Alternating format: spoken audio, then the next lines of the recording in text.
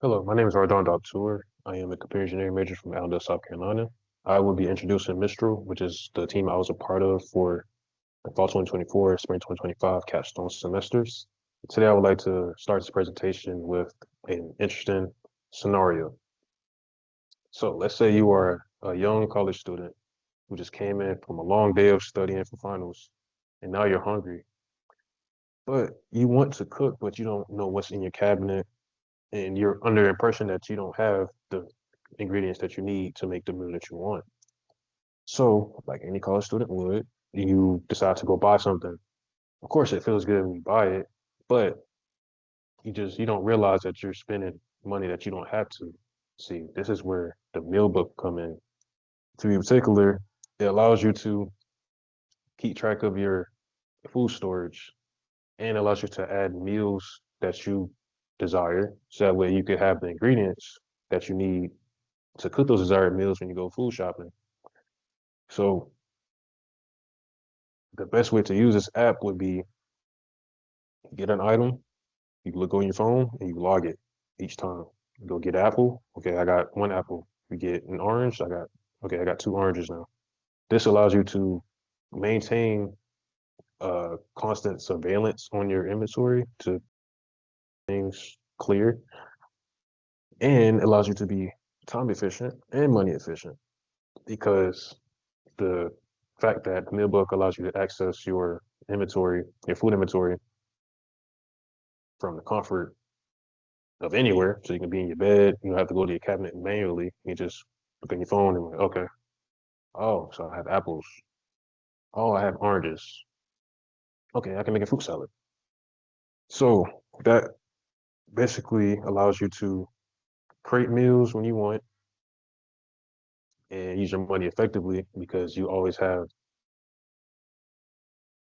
a good idea of what you have in your cabinet. Of course, you're not going to be perfect, but the better you are at reminding yourself to log things, the easier it is to manage your food inventory. So allows you to save money and allows you to save time.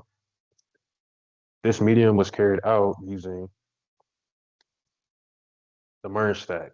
The merge stack consists of MongoDB, Express.js, React, and Node.js.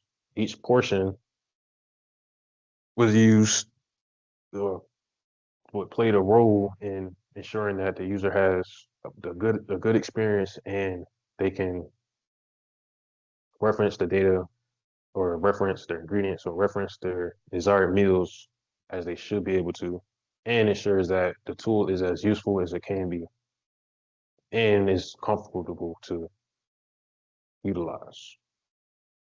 You get some more detail with this with Noah's input. Hi, my name is Noah. I am lead backend at Mailbook, and I'll be describing the technologies that we use for our app. So for our database, we chose to use MongoDB, which unlike SQL, which has relational databases, it has more rigid formats in its tables.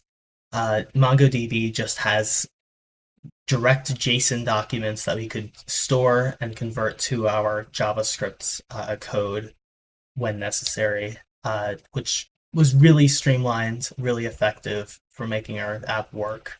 And we used Axios to make requests to our Express server, which I'll be discussing next. So Express is a web framework for Node.js that we use to easily access our database using its driver for MongoDB. And basically, we could make queries directly to our server. We could connect to it using its built-in functions. It was really helpful. And we only needed something simple, so Express was really the best option for us. And we also had React, which is one of our two front end libraries, but probably the less noticeable one. It allows for in-place updating, the sort of things that you would expect a web app to do. And it lets us separate things into components for easier development. So we could have one person working on one component, another person working on another component, and there wouldn't really have to be any like merge conflicts or anything going through.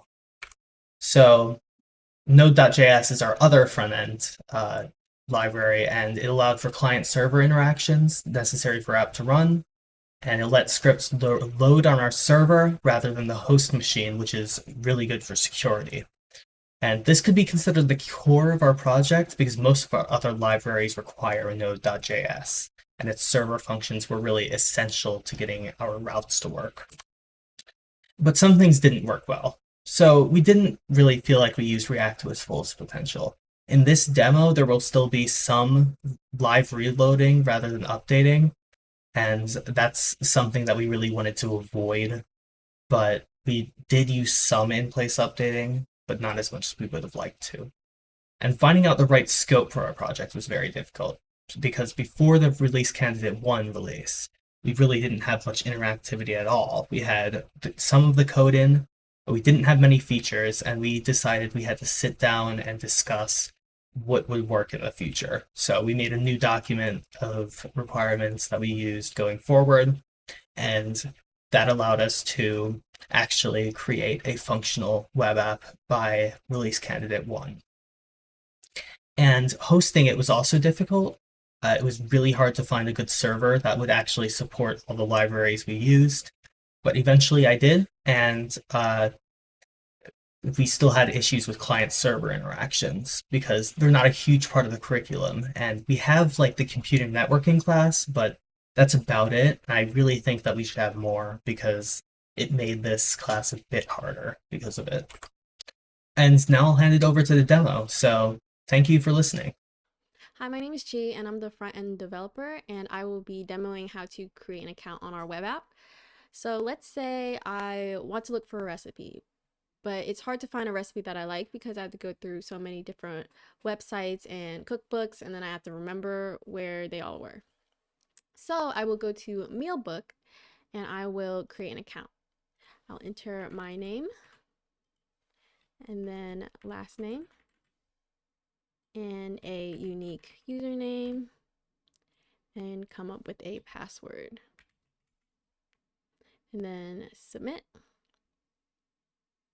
And then my account has been created, and we're taken to the home screen where we don't have any meals yet, so we can view the meals here and view them, or go back to the home screen where once we save meals they'll be listed here.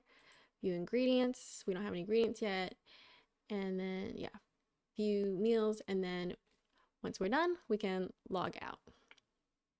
And that is how you create an account on our web app. Thank you. Hi, I'm Sean, and I'll be demonstrating how the ingredients portion of our app works. So, say I'm Sam Parker, and I want to make sure I have all the ingredients that I need from the grocery store so I can make the meals that I want. As Sam Parker, I've already set up an account. Let's log in. And log in. As you can see here on the Save Meals page, I already have a couple meals saved. Vegetable soup, tomato ketchup, and ranch bread. Now, I can click on one of these and see the ingredients from here. Or, if I want to see all the ingredients from all the meals, I can go to the ingredients page. You can see that I need things like chicken broth, diced tomatoes, corn, potatoes. That's all great. Now, I do know for a fact that when I go to the store, I'm going to want some other things that aren't already on this list.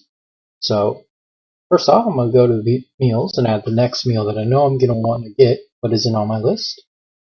So, add new meal. I want to make some chicken. And for that, I'm going to need some frozen chicken at the grocery store. Frozen chicken. Okay. Submit that meal. Go down to the meal, select it, and save it. Now when I go to Save Meals, chicken's on the list, and in my ingredients, frozen chicken has been added. So now that that's been added, while I'm at the grocery store, as I buy these required ingredients, I can go ahead and delete, delete, delete, delete. So now I know I just need what's left here. So, I'll go ahead and get the chicken. Boom. I've deleted a bunch of different stuff. This is all I need like salt, pepper. All this will work to help me know what I need. My name is Andrew Urban, and I'm the middleware engineer for the project. This is my portion of the demo. So let's say, for example, maybe you wanted to create, or you have this recipe for a quick and easy burrito, and you want to share this recipe with the rest of the world. If it's something quick like this, I'm not going to bother creating an account, so I'm going to continue as a guest. This takes us to the home screen where there are no meals because we just logged in as a guest. So navigate to view meals and add new meal, because again, this will be a custom meal. Luckily enough, a ground beef burrito name is already there. I wonder where that is. Description. Now, because this is a very simple recipe, you don't need to go crazy in depth with the description. But of course, if it was something a lot more, you would probably have a bigger description. So for the video's purposes, we're going to say it's as the video suggests. Time to cook. These are all of our nutritional facts, so you're going to fill them in. I'm guessing the numbers. I have no idea. Oh, 30. I'm about 30. It's kind of crazy. I'm just going to make up numbers. It is high in protein. Also high in saturated fat. So, ingredients. There's only 2 ingredients, luckily enough. Just ground beef and tortilla. Your steps are going to be to cook ground beef until done, until brown. And then it's going to be season as you wish. Put ground beef into tortilla. Enjoy! Exclamation mark. Now submit takes us right back to the home screen. It also adds that meal to our meal database here. So if we search for it, here it is. View meal, and here it is, the recipe that we just now created with our description and all of our 100% accurate nutritional facts, our 2 ingredients, and all of our steps. Thank you very much.